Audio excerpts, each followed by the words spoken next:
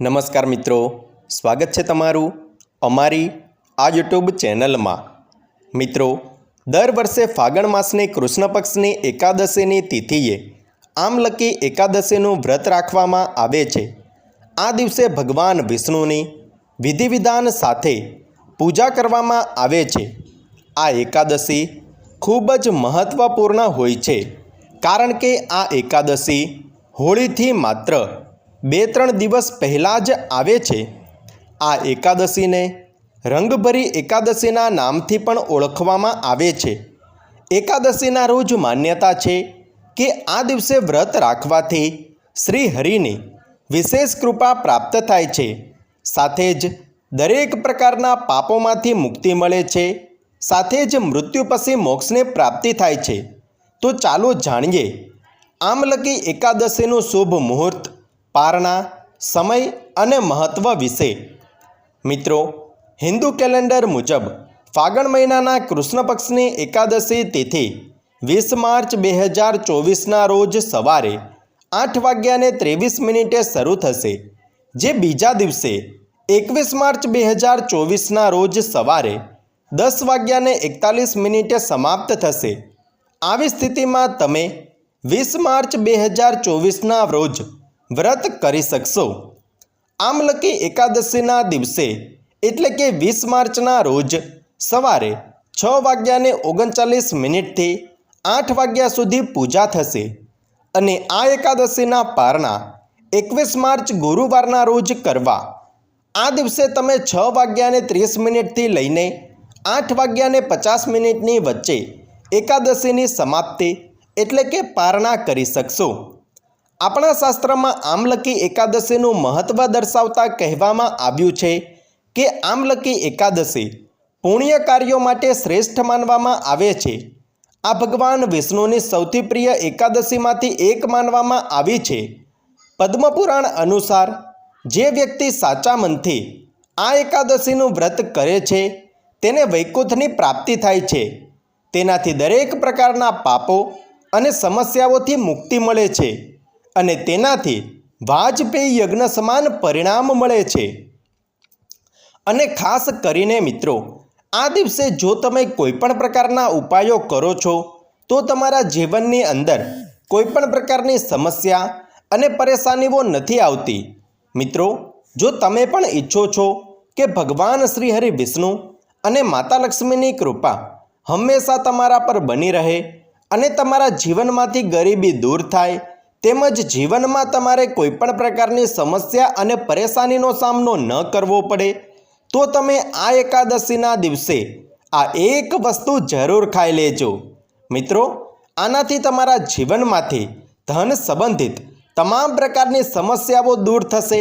ફાગણ મહિનાની આ એકાદશીના દિવસે આ એક વસ્તુ ખાવા માત્રથી જ ભગવાન શ્રી હરિ વિષ્ણુ, માતા લક્ષ્મી અને ભગવાન ભોલેનાથની અસીમ કૃપા પ્રાપ્ત થશે। જીવનમાં આખું વર્ષ આવશે પૈસા જ પૈસા અને તમારા ઘરમાં પણ સુખ સમૃદ્ધિ તેમજ ધન સંપત્તિનું આગમન થશે। મિત્રો, શાસ્ત્રોમાં બતાવવામાં આવ્યું છે કે એકાદશીના પાવન પર્વ પર જે કોઈ શુભ અને મંગળ કાર્ય કરવામાં આવે છે તેનું ખૂબ જ વધારે પુણ્યફળ પ્રાપ્ત થાય છે અને આ પુણ્યફળ ક્યારેય પણ નષ્ટ નથી જતું। જન્મો જન્મ સુધી તમને આનું પુણ્ય મળતું રહે છે। એટલા માટે જ એકાદશીના દિવસે આ એક વસ્તુ ખાવાથી તમને ઘણું બધું પુણ્ય તો પ્રાપ્ત થશે જ, પરંતુ સાથે જ તમારા જીવનમાં પણ નિરંતર ધનનું આગમન થતું રહેશે અને તમારા જીવનમાંથી પૈસાની તંગી હંમેશા માટે દૂર થઈ જશે। અને આ એક વસ્તુ ખાવાથી માતા લક્ષ્મીનો તમારા ઘરમાં સ્થિર વાસ થઈ જાય છે, જેના કારણે ઘરમાં પણ સુખ સમૃદ્ધિ અને શાંતિનું વાતાવરણ બનેલું રહે છે। મિત્રો, એકાદશીના દિવસે ભગવાન વિષ્ણુ, માતા લક્ષ્મીની પૂજા આરાધના કરવાથી આપણી કોઈપણ મનોકામના અવશ્ય પૂર્ણ થાય છે। આ દિવસે ભગવાન વિષ્ણુ અને માતા લક્ષ્મીનું એક સાથે પૂજન કરવું જોઈએ। આવું કરવાથી ઘરમાં સુખ સમૃદ્ધિ અને શાંતિનો વાસ થાય છે। પૂજન કરવા માટે સૌથી પહેલાં લાલ કે પીળા રંગના વસ્ત્ર ધારણ કરો। ત્યાર પછી તમે સૌથી પહેલાં ભગવાન શ્રી ગણેશને પ્રણામ કરો। ભગવાન વિષ્ણુ અને ભોલેનાથને પ્રણામ કરો. ત્યાર પછી ભગવાન શ્રી હરિ વિષ્ણુની આગળ એક શુદ્ધ ઘીનો દીવો પ્રગટાવો.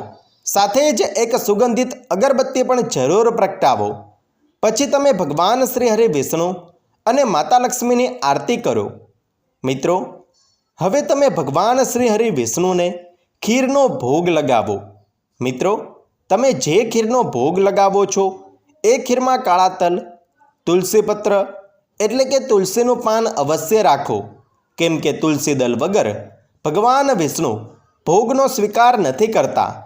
ભોગ લગાવ્યા પછી તમે ભગવાન શ્રી હરિ વિષ્ણુ અને માતા લક્ષ્મીને પ્રણામ કરો.